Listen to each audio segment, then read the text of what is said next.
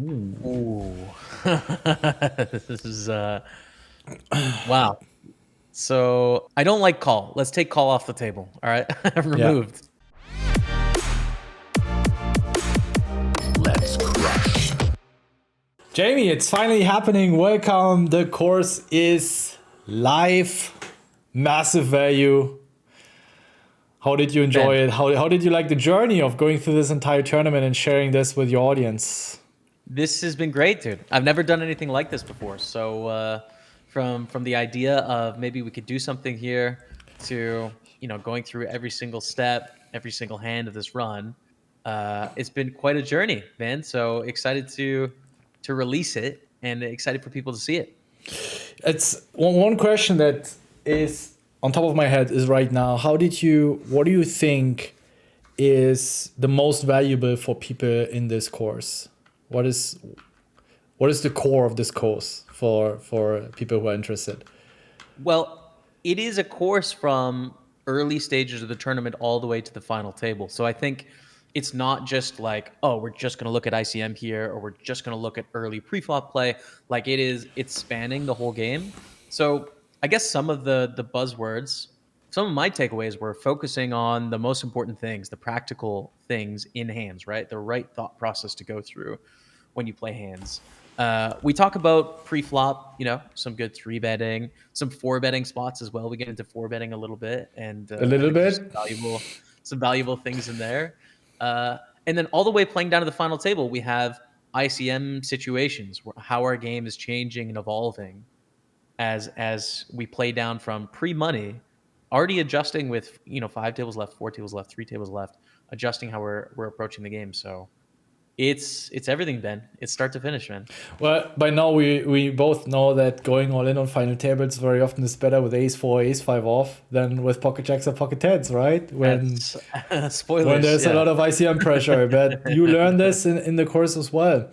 For me, what I really enjoyed is also having, because you have a different community, we have a different community, right? And you understand the kind of questions that are coming up in your stream, right? What are people asking? What they're curious about? So it was really nice to see the thoughts and the questions you have, which the viewer that is watching right now might also have, right? And then me helping, trying out, and our exchange of thoughts based on real practical hands. And you mentioned it, and I'm happy you brought it up, is that you can study billions of spots, right? Yes. And I found this a very valuable piece of content to show the viewer, all right, in order to win a tournament, focus on these things. Mm-hmm. I mean, how do you identify the spots that you should be working on, which are the most money-making, most profitable spots to execute or to focus on in order to improve your win rate as high as possible? Because you only have a limited amount of time, right? It's like you kind of need to make a decision. Do you want to be a poker theorist or do you want to be a winning player? Right. Yeah. In the beginning, when you first started playing poker, and that's why I think I bring a lot of value to the series, because I talk with sort of beginning poker players all the time, and you don't know what you don't know, right? Like when you're coming into the game, you're not sure where to focus or where to put your time and effort in. So I think that I asked you good questions playing the student in this series. I think I asked the right questions to guide people forward fastest.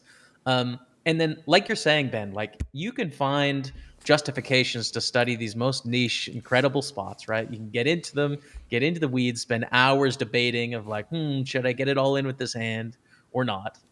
And they're just so rare. They don't matter. Not to mention, you can also come up for justifications of like, this is good because I think my opponent does this and this and this. No, like cut the crap. Here's the thought process you want to go through to make great poker play, to succeed. And like, sometimes you get bluffed. Yeah, sometimes, like you're going to value bet too thin, but like this is a formula for success. So it's a useful reminder from you to me. And I think we go through that a lot in this course.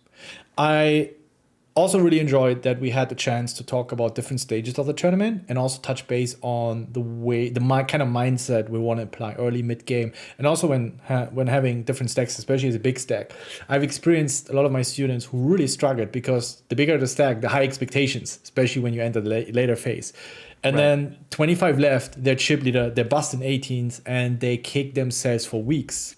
And having a good mindset, having good expectations, how to approach it in a very practical way, and installing a mindset where no matter what stack you have, you play your game and you are Yeah. able to control your emotions, that we were also able to touch this conversation also based on your experience, I think is super valuable. Anyone signing up for this course to, at the end of the day, if you know all the strategies, if you know all the exploits that we also share in the course as well, of course, along the way, where we get into detail in the way you played the hands, but just being able to control your emotions and understanding, all right, I have a lot of chips here right now, but doesn't mean I'm winning the tournament. I can still bust in the very next hand.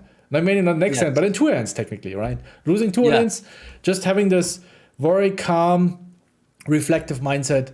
I found this one incredibly valuable, the way we were talking about and what you have been sharing there as well. Yeah. I mean, you have to win every single chip.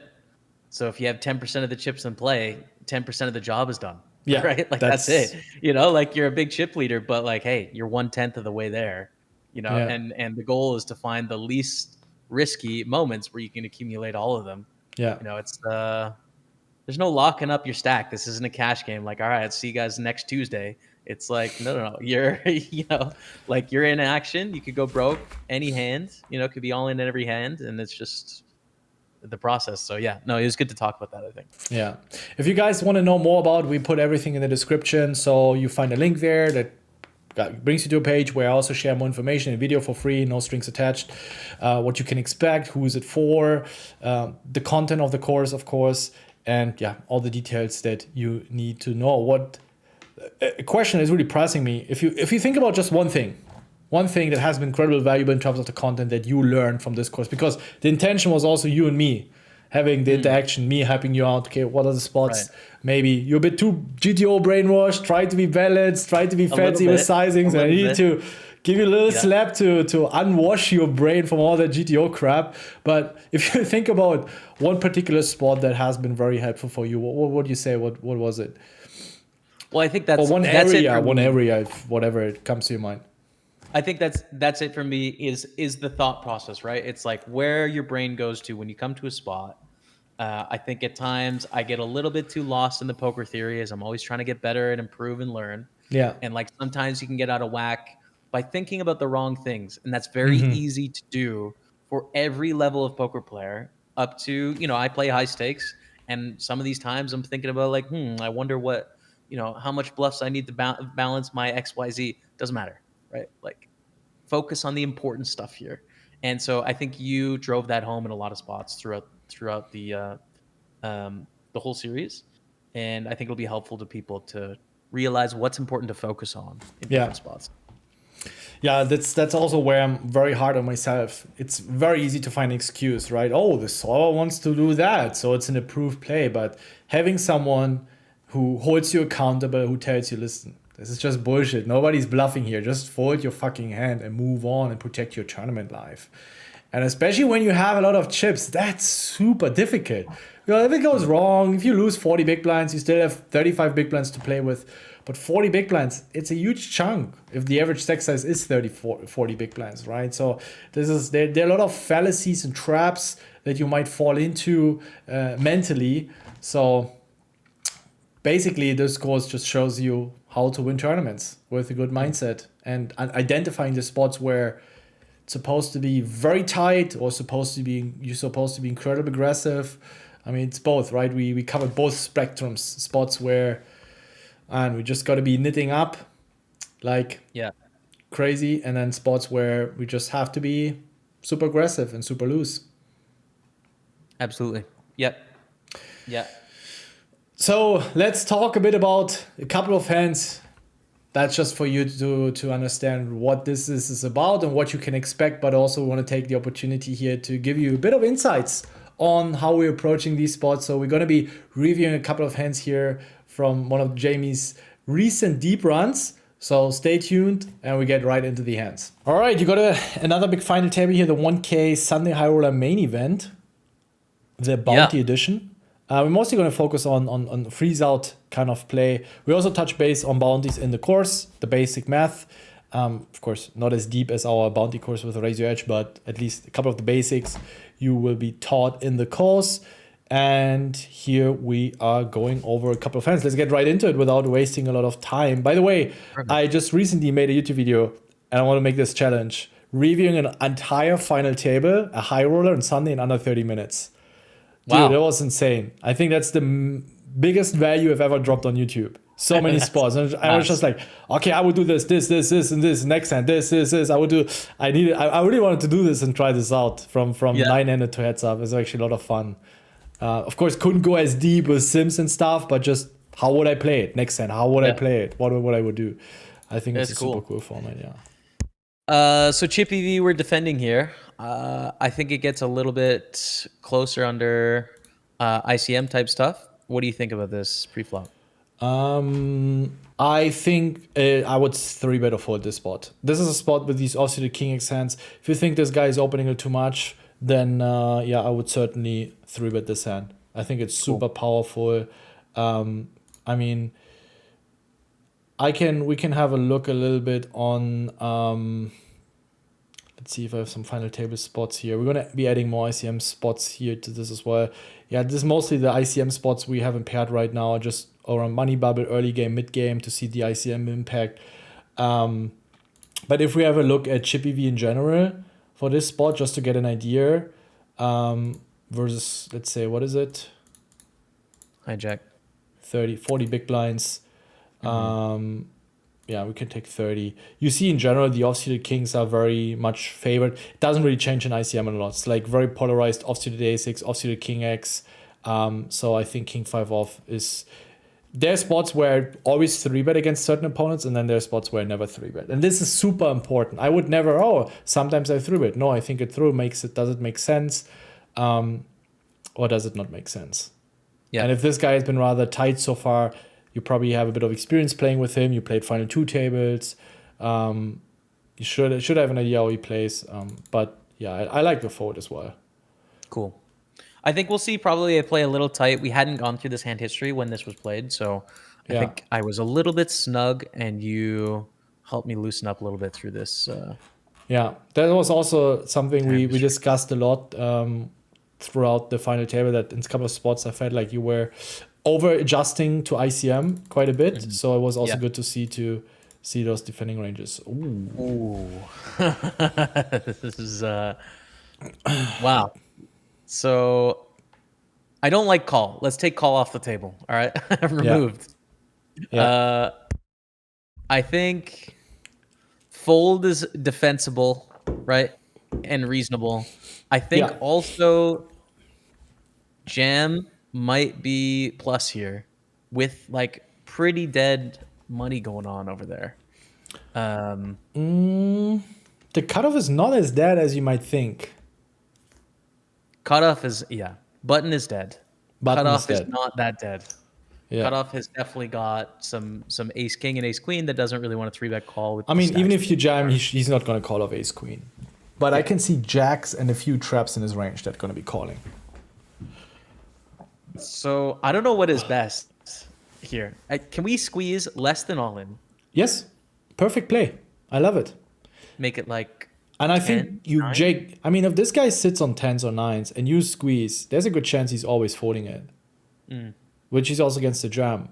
So I feel like we're saving ourselves a lot of chips. The only hands that we get him to fold if we jam is probably something like ace queen suited. But it's not worth risking 40 big blinds to find that out. Yeah. So we accomplished so much. He's going to have pocket 5s, 4s, he's going to have suited aces, 10-9 suited, etc. that we fold out. Even if he's a fun player, he's still flatting a lot, so I would always squeeze the spot. I would squeeze to 10. I mean, we have to call out of the button. Yeah. Right. Probably ahead of the button if they get it in over the top. Yeah. I fold It's not bad, I think, but this spot, just this guy, I don't know, he's always dead. I think it's just such a great spot to squeeze here. You invest 9.5 big blinds to win almost 9 big blinds. It's certainly going to work out more than 50% of the time. Yeah. Right. It's a good. This is a good example where you can apply any sort of thought process you want to come to any answer you want in this spot, right? Yeah. Like every single move is defensible. Shove, squeeze, even call makes money over fold as Yeah. well. But But like, focusing on the important parts, yeah.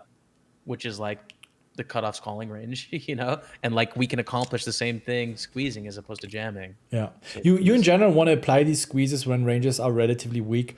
So when this guy, chip leader, does he have a wide range? Yes, he has. He's a chip leader. He's going to be opening King 5 suited and shit. This guy still, again, can have a couple of traps, right? But what we need to think about is aligning our strategy on the most likely scenario. And the most likely scenario is that 80-90% of the time he's going to be folding. Remember, we're not risking our entire stack and need to rely on them 40-90% of the time. We only invest 10 big blinds or 11 big blinds, and it only needs to work 55-57% of the time. And all of these ranges, they're going to struggle for defending 40% of their ranges. I mean, also we squeeze into 3 players and we commit ourselves against the button. So it's like for them, they know we have a strong hand. Yeah. So that in these spots, this is where you want to be aggressive. What do you do with ace 5 suited there, Ben? I'll also squeeze. I think this is a spot where you can even be quite out of line. Yeah. Okay. Cool. Pocket fives. Oh, was it final 2 tables maybe? There might be one hand overlap or so, but the No, tournament sorry. does- I jumped to the wrong hand. Sorry. Okay. Just want to make sure. This is interesting. This is super interesting.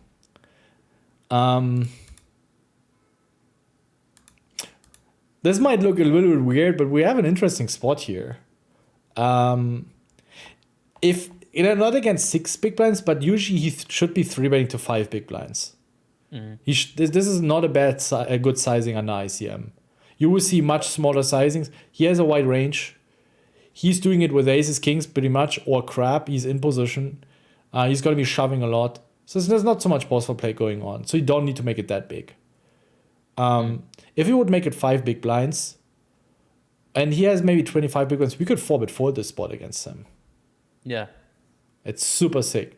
And you actually see that lots of under ICM, if you check the ICM ranges, lots of small 3-bet folding going on with 13, 14 big blinds, 4-bet folding going on with 24, 25 big blinds. It has happening in ICM circumstances or situations. Right. And something you see a lot of the high stakes players, right? I remember Charles Darwin, Adamo, they do these click wars. And actually it's GTO approved. And it makes a lot of sense because under ICM, you want to protect your stack. So interesting spot for sure. Ace 5 suited. I remember I saw this on the stream. You said ace 5 suited, we have to it's just a hand we have to 3-bet. I remember your words. I love ace 5 suited at a final table. It's fun. It is a fun hand. I think he called you c-bet and you take it down. Okay. Yeah. Okay. There we go. Well, that's easy then. I've tuned in your stream and I think this hand just happened. Okay. You probably gave me the raid. Thanks. You got a good point in terms of theory, but this is very I never think like this.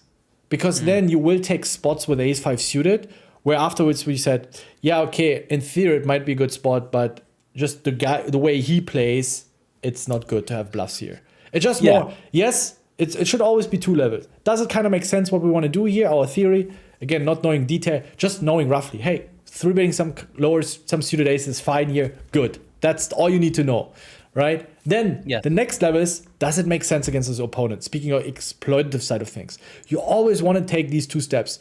The way that most GTO motherfuckers are doing it is just taking the first step, taking the the shortcut, and not thinking about the second step. It's like, GTO would do it, so I do it. So I just want to point you a little bit more also, do the second step as well.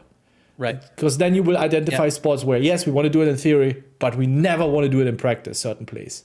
Yes. Well, and I think this is a 1K tough tournament. I think it's 600K, so it's the second biggest 1K on Sunday. And so against this field, like, I'm going to struggle to find the spots, actually. I'm going to have to fight to be aggressive enough against these really great players. Would I do that at a 55 final table? Probably not, because I think my opponents are going to just, like, over defend. They're going to, they're going to stack off more. Like, I don't have the fold equity. So Yeah. like, no, I'm not going to do that at a small stakes tournament. So I think that's how I apply it as well. Yeah. Is apply it to the field I'm playing and like, Yeah. what is this accomplishing? I agree with you that probably against 70% of the players on high stakes, it's fine because they understand that you're not supposed to be 3-betting a lot. You're going to have aces, kings, ace, king, queens a lot of the times. Maybe here and there suited ace as a bluff. So overall, they need to define rather tight. So they give you a lot of credit, especially if you're not over pushing the boundaries. On low stakes, probably maybe, against 30-40% of the player pool, we want to do it. So you see my point here. There's still spots where it's good to do. It's just less frequent, just the way people play. And you want to avoid these a bit more loosey-goosey 3-bets on final tables because games are so soft. People punt it off, weak opponents that you can pressure in other spots, etc. And yes, you're right, on high stakes, you have to fight a little bit more for these spots. But again, I would say 20, 30, 40% is still a relatively high number, and it's always worth, okay, let's take the second. Just takes you a couple of seconds to think through, but you get your brain used to this kind of thought process that is super important in poker in order to get a very good win rate. King jack off, you fold. Yeah, I think Chippy V again, we're going to play here. I folded with the stack situation we got going on. Yeah, I think, again, all options fine. I see a word where this is a fold. I see a word. This is probably one of the hands when you look into an ICM sim that you will probably see like 20% 3-bet, 20% fold, and then the rest call. Yeah, right. I mean, we always call king queen off because we dominate his queen jack off. He's opening a lot of these hands.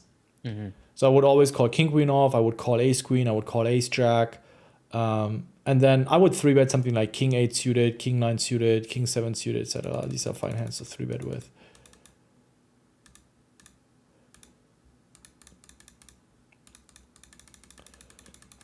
Pocket jacks. You had a couple of problems over the last couple of months with the deep runs and jacks, right? But not this time. Oh, stay tuned for the course on this one. So I think I remember learning in the tournament masterclass, we definitely want to do some more delayed betting on these final tables. Like we want to be a little bit more protected. It's a little bit more of a problem if we go broke in these spots.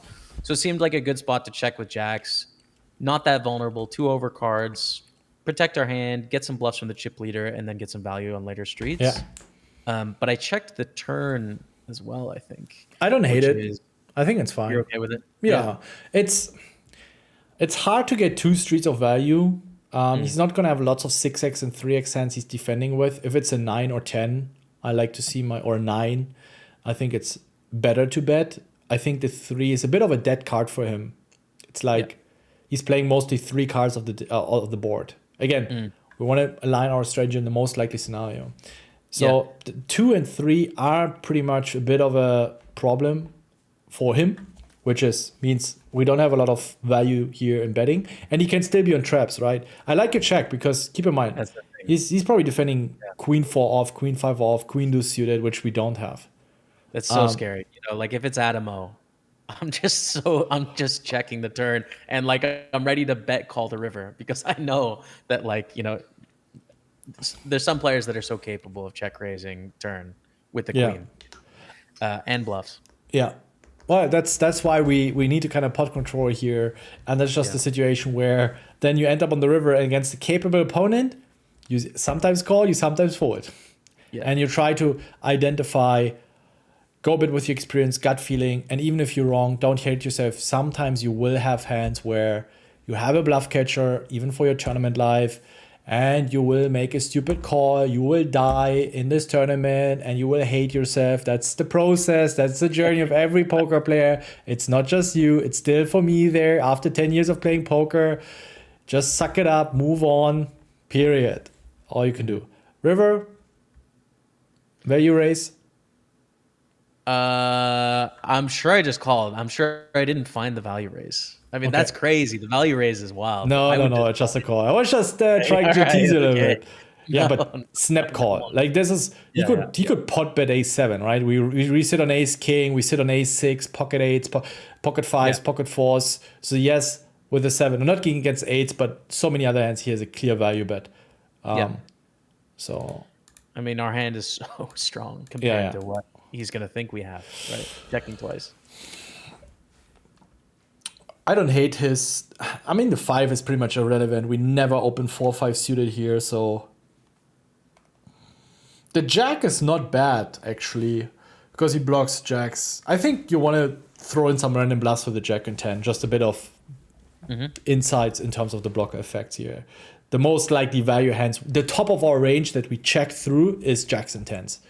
Yep. Right. Well, and I think that at some smaller pairs at some point for some protection, maybe, maybe not, but and it's just like practically what they're thinking is Jamie's got a ton of ace highs here. Yeah. Does he want to call 1.5 pot with ace high? Yeah. Like maybe some of them, but maybe not some of the others. So I'm just gonna bet big, you know? Yeah. And so this is a spot that we already fixed. Also, we covered this a lot on final tables, open raising ranges, calling ranges, 3-betting ranges, what to play with different stacks. So yeah, I think you would open this today, right? Oh, for sure. Yeah, for sure. I was definitely. I'm surprised I was even that. That's a pretty big miss, but yeah.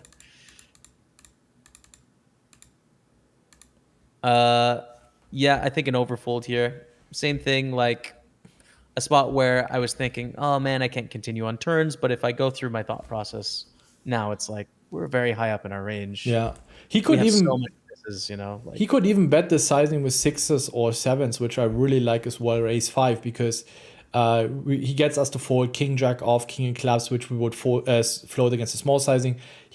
We should always call a pair against us. If we have 3-4, king 3, 6-5 suited, we should always call. So he gets even more value against the 5 and the 3. He's losing money against the queen anyway, but he gets like extra money against the 5 or 3. So that's where the big sizing doesn't always necessarily has to be a queen or nothing. It can still be 6s, it can still be ace 5. He's also, with 6s, I like it because you freeze a bit the action, like in terms of raising, you don't want to see a raise.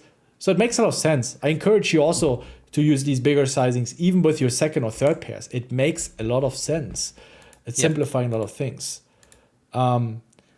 Just to play devil's advocate on the last spot, Ben, what do you do with like a 3? Oh, calling. You know, calling, yeah. So it's just like pair plus or diamonds plus, you know, backdoor ace high club. Yeah, I call like any flush draw, any gut shot, even like 6-7 here. I just massive to hit your 4. And then ace 4, ace deuce as gut shots. I mean, we're still ahead against maybe 7, 6 and hearts. I can see a world where this is also fine to fold. It's not a mandatory defend. But if we have an overcard and a gut shot, like ace 4, ace deuce, I call, and any pair. Ace 3, king 3, 10-3 suited, I think we have to call once. Because our 2 pairs are also very much live. Like, yes, you can have queen 10, but like if we have the 10, we pretty much have the best hand. Cool.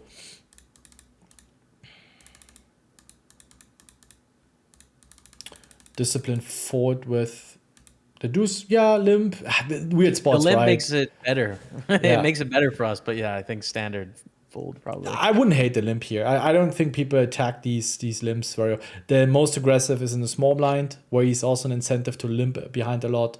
So this is always where every single time on the final table, if I counter or see a situation where I don't know really what to do, I don't study fucking 10 big blind UTG limp spots and then what am I supposed to do in the hijack against that range. Right? It's like, we over limp a lot. Can we get away with it? Where is the stack that can apply the most pressure? If he's on the button or cutoff, I really like the fold. If he's in a small blind, big blind, it's just so easy. He's out of position. He will also complete a lot, check behind, and we can play with a very deceptive hand post flop. Right? If the board comes 10-5 deuce, king 3 deuce, jack 5 deuce, like if you hit our set, very often you're going to have boards where you're going to be perceived on queen jack, queen 10, not a lot of 2 pairs. The big stack can try to bluff you off. So these lower pairs in these spots actually can be quite powerful. So considering that he's in a small blind, I slightly prefer the limp. Right. And this is not really ICM pressure on us because post-flop, we can't really do a lot of things wrong. We either hit our sit and continue or we don't.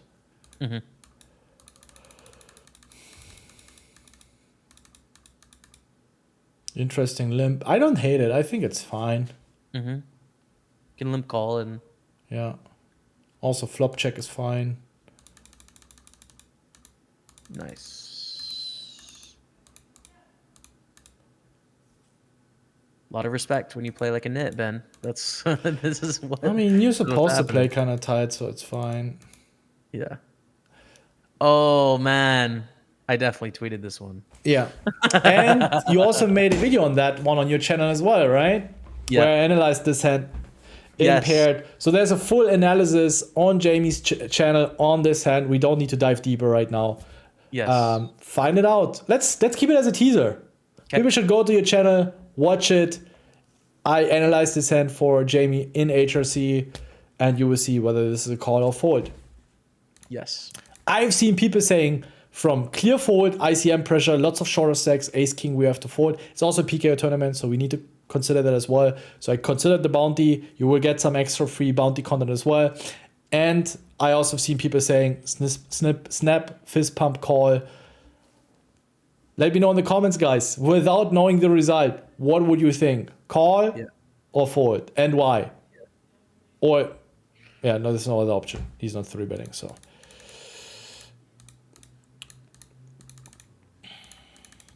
I remember this run now with that hand. I now have that hand to anchor. So I applied the same principle here, but I like this less. It's such a connected board. Yeah. It's like, I think today that I want to bet because the risk of queen 10, queen 7, 10, 7 is just not high enough compared to every gut shot and flush draw and worse queen and 10x. It's like, I just want to bet. I think that was also very good in the chorus where just Jimmy, just go for value. Just don't see the ghost under the bat. Even though it's still, you have queens, you have 10s, you have 7s, you have queen X and hearts, you have loads of like very high equity draws, ace king hearts, king jack hearts, ace jack hearts. You can always call a flop raise. I would just bet 130. I wouldn't bet too big, so you can still float your raise. I would have a couple of checks because if I have king jack and clubs, I don't really want to face a raise. I would just call, check. If I have ace king, I would check. Ace jack, if I would check. So yeah, and then on the turn, of course, mandatory bet. Yeah. Okay. This would be so gangster here if he just check jams his 7-8 in diamonds, ace deuce in hearts, you know, and you sit there with your ace queen. You're like, you hope he has a draw, but you still probably have to fold. But I don't think anyone would ever do that, and I wouldn't recommend this. And hoping people would fold. Maybe you are capable of folding a top pair, but yeah. See, man, I don't know. If we check ace queen there, in theory, it's low frequency, and people don't in practice. Like, I think I'd have to call because they're just not going to expect that in that range. Yeah, it's just not. Yeah, good raise fold here with the ace check off. Oh, we lost a player. He got it in. Oh.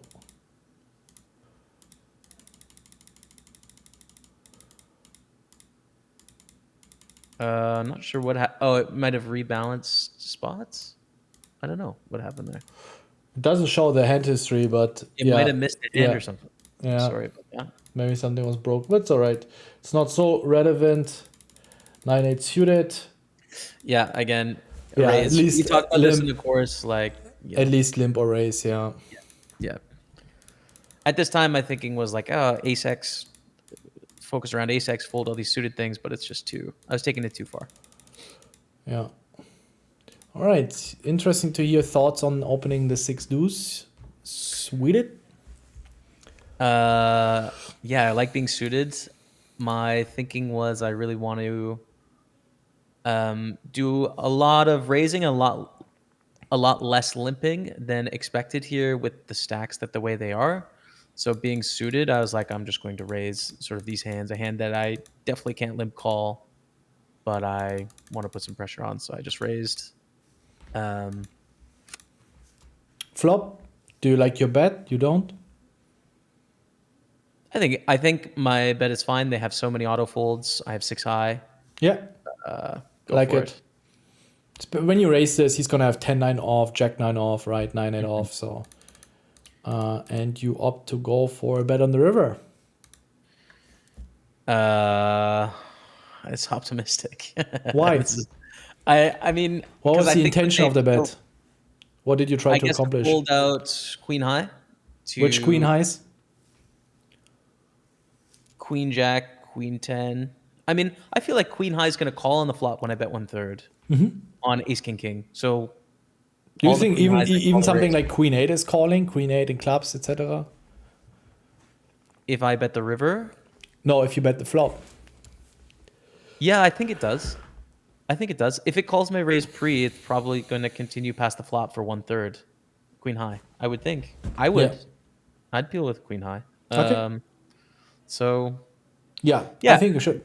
I just see the problem that I would be calling queen highs on the river a lot, even jack highs. Like your range yeah, is like, I mean, you could probably value bet any three on the river, comfortable, and you should. You should definitely. If you have 6-3 suited, value bet the river, please. yeah. It's so unlikely that he has a king. He's shoving a lot of ace x pre, and he's just sitting on And it goes queen check check eyes. on the turn as well, so that Yeah. Ace X is not in their range, right? Also, you would very often check an ace on the flop. Like, what are you really trying to accomplish? You know, it's like you can have some king x. You know, you get value from queen eyes also later on the turn very often. And now on the river, this is just such a spot where you would also be shoving like ace 5, ace 4, king 5, pocket 8s, pocket 9s. And then you still have all the 6-2 suited, 8-5, like all the crap you might be opening there. Yeah. I understand your reasoning, and this is again from a theoretical standpoint in terms of the blockers, and his range is weak.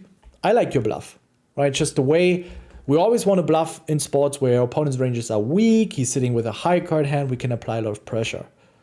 Now the question, the next level is this particular guy folding or not? Do you think, based on your feeling, based on your experience playing with him, what do you think he's folding it? Yeah. Well, I don't remember. It's been probably a month and a half. And since even I if played you this, so don't know, then it's fine. It's like, okay, I don't know. I think the average player on this pool is doing it. That's then the next thing, right? Like, how's the average player behaving in this spot? And even if you don't know, well, then you don't know, and you can still flip a coin or whatever. But at least you're making the effort, right? Yeah. And you do it over and over again. You want to have this automated thought process in every single spot. Right now, here as a coach, I can tell you, I like this bluff. It makes a lot of sense.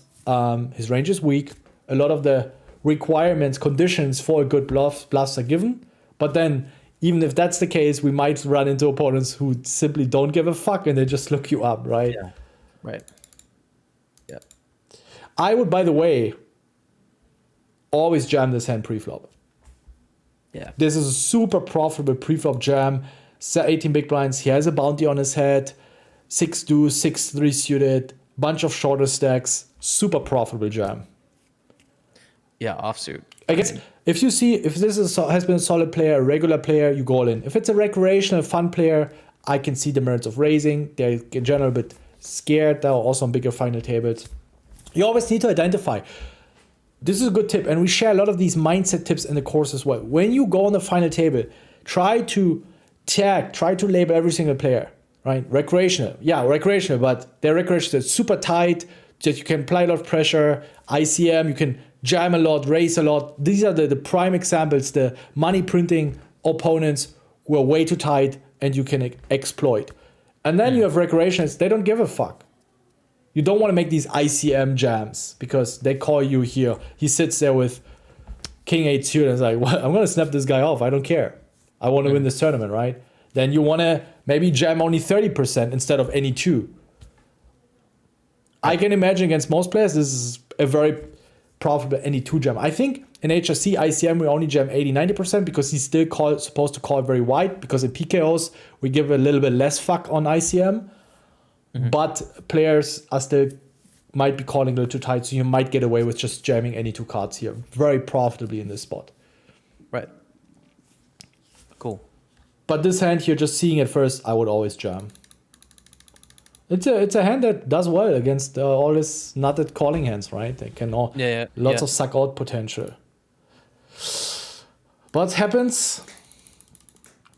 Yeah, like Queen. Now we have to knit around. Now we have to wait for a good spot. Yeah, that's nasty. That's nasty.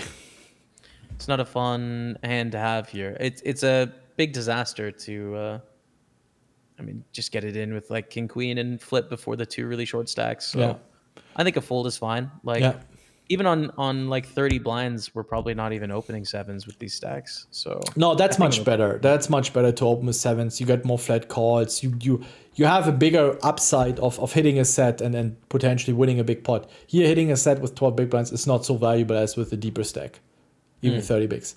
I like your fold, very disciplined. I don't think that's a profitable jam. Also a spot that a lot of players misplay. If they think they have sevens, eights, nines, middle position, 10 to 50 big blinds, they always auto jam this. That's not the case.